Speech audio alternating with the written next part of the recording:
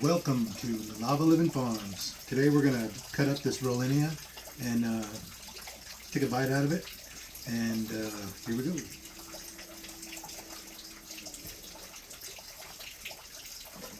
Sure you've all wanted to know what the inside of Rollinia looks like.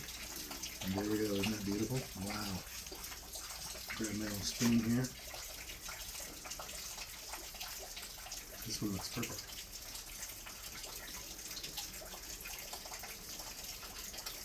A bunch of seeds. That one really has a lemony meringue taste to it. That one's delicious. And this one here is from my friend Sharon Feller. She wanted to see us cut up a white pineapple.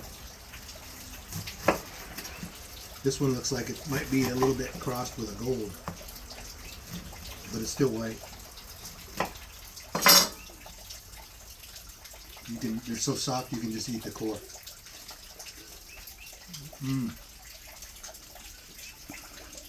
It's like eating candy.